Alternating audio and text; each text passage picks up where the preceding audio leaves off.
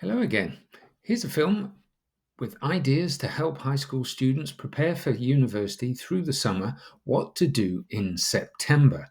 You're almost, if not already, at university, so there will be a welcome for you at the university you're just arriving at.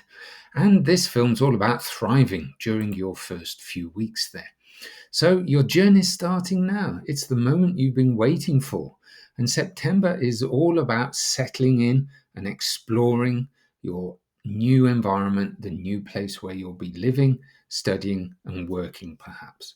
So these first few weeks at university are really about setting and building that great foundation for success in the next few years. So you want a smooth move into your new life. So here's a practical checklist. Firstly, plan your packing before you leave home. Make sure that you've got all the essentials that you need and all the boxes or bags that you're using are labeled really clearly. This will help you so much when you arrive in your new place, your new accommodation. And understand there might be a moving in process when you get a university accommodation. So check the university's website for any instructions like arrival times, where to collect your keys, when you can do that, what sort of ID you'll need, and that sort of thing. Once you've arrived and you're starting to move in and unpack and this sort of thing, you'll probably bump into your new flatmates that are there or your new friends that live in the accommodation near you. So before that, perhaps you can introduce yourself online.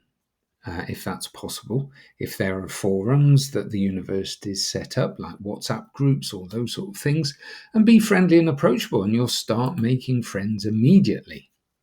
Also, don't forget to register with essential services, especially if you've moved to a new country or a new state and you're a little bit unfamiliar and you haven't lived there before. Things like a health centre, a GP's practice if you're coming to the UK, a doctor's surgery, student support, IT services, all those sort of things. Perhaps you'll need to register and let them know that you've arrived and you're ready to set up your new university life. So you can really reduce your stress by being prepared this way. Imagine if you haven't registered with IT services and you can't get your IT systems to work, your laptop doesn't work because there's no Wi-Fi in your room because it's not been switched on yet. It's these sort of things that you can help yourself by planning for them. So connect with your flatmates. Like I mentioned, shared an online group, for example. Perhaps you want to start a WhatsApp group for those people nearby, your neighbours. And it's really, really important, I'll say this again, to register for your health centres, your GP practices, your hospitals, whatever, your dentist, these sort of things. Don't wait until you're in pain, in agony to do this. So dive in, get immersed, dive into these social and academic events that the university and perhaps student union have put in place for you and organized. Be brave, step outside of your comfort zone. You might be experiencing a bit of stress and anxiety at this point, but try and be open to new experiences, meeting new people, talking to different people from different backgrounds. These are the chances you have now to make friends that can last a lifetime. Explore the campus. Locate the key and important facilities that you'll need to know where they are in the next few weeks. Your classrooms, the library, restaurants and cafes, where you're going to get food, supermarkets, markets, any towns nearby, how to pay your bills. What about banks? Try and start finding your way around. And importantly, join some clubs and societies that are linked to hobbies and interests that you enjoy already. And perhaps you think, oh, that sounds fun. Let's try something new. It's okay to feel a bit nervous at this time, But do try to push yourself a little bit here, because this is a golden opportunity to try new things, meet new people. So start trying to build connections, talk to people. Don't hesitate to ask for help if you need it from staff and other mentors that could be around. Connect with your course friends and classmates. Introduce yourself in any introductory lectures that might be happening to help you get prepared. And don't forget any academic advisory services or wellbeing services that the university have on offer for you.